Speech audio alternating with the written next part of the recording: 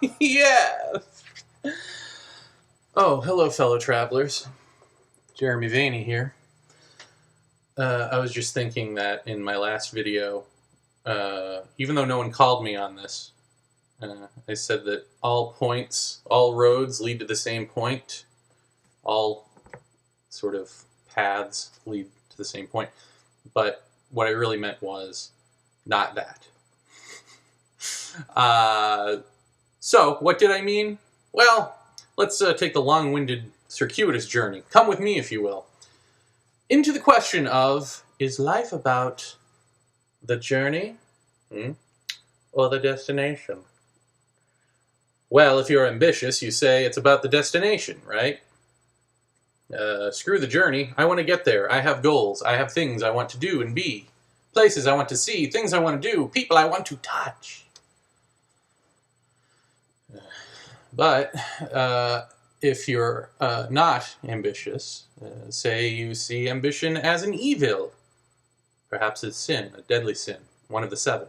I don't know that it is. I don't remember what they are. I think it's like jealousy, greed, dopey, sneezy, sleepy, doc, something.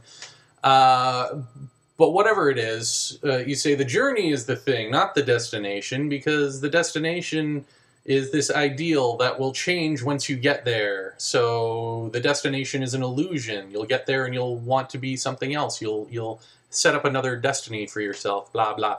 Therefore, the journey is the thing, man. So, which are you?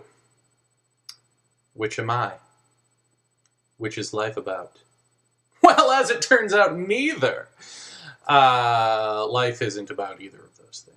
It is the way that we live them. And the way that we live them, right, that is the dialogue that we have with each other. Oh, what's life about? The journey or the me picking my nose? I had an itch.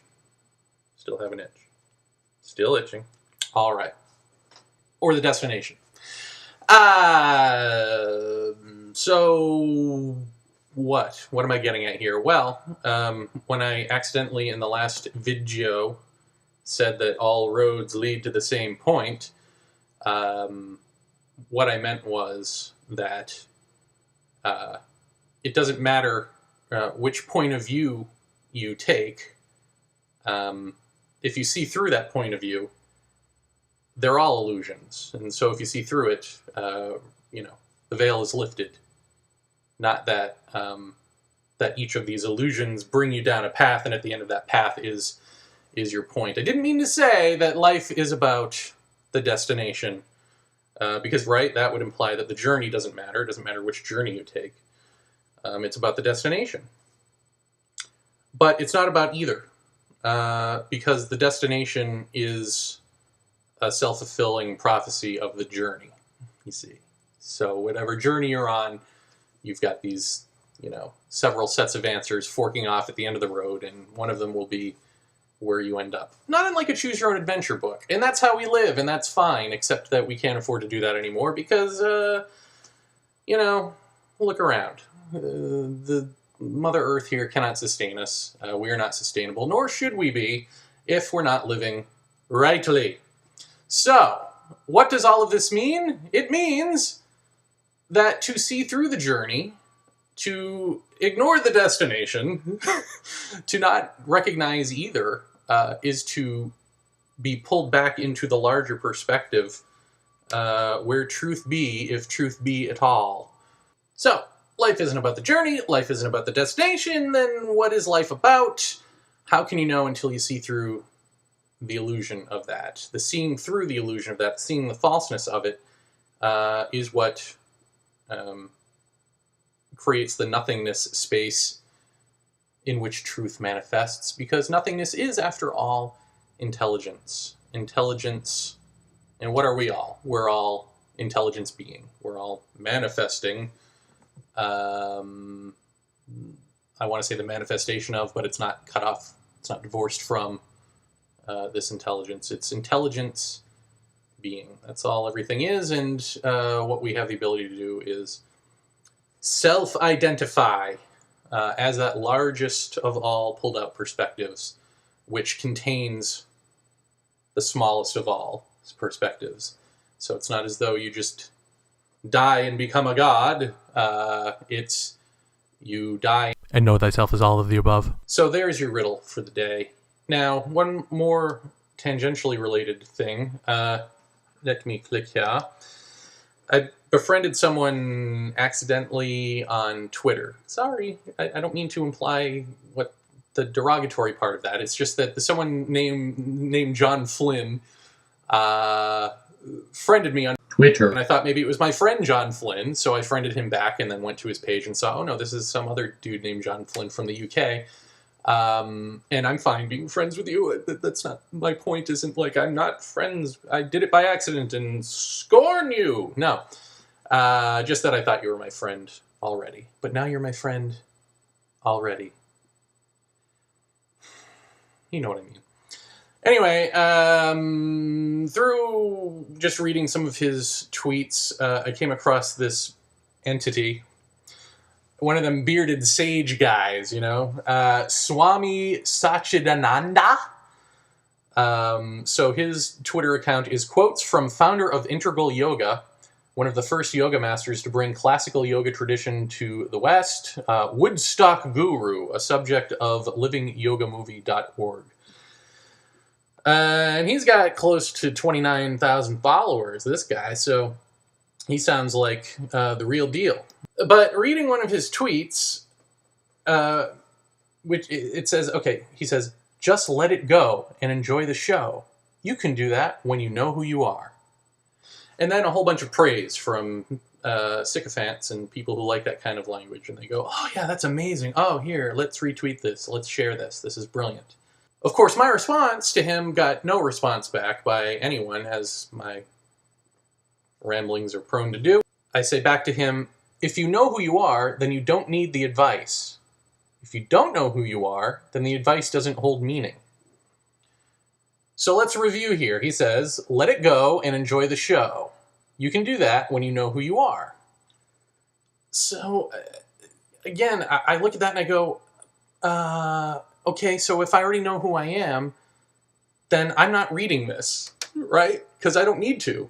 And if I do need to, then I can't just let it go and enjoy the show, because that's something that you do when you already know who you are, right?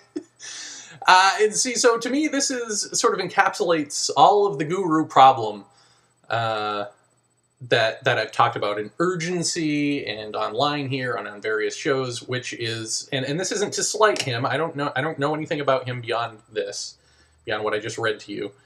But I think it's a common problem of, let's give him the benefit of the doubt, right? If he's the founder of Integral Yoga, then there's something going on, right? So let's say he is an enlightened one, or a, you know, one eye open, still half asleep, or two eyes, well, whatever. I don't think he can be two eyes open and get it wrong. But let's say he's more spiritually advanced than the common man.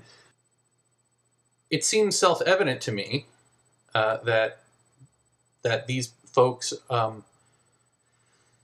they get it, they are it, but then they don't realize that what they're saying doesn't help people who aren't there, people who haven't had that breakthrough moment.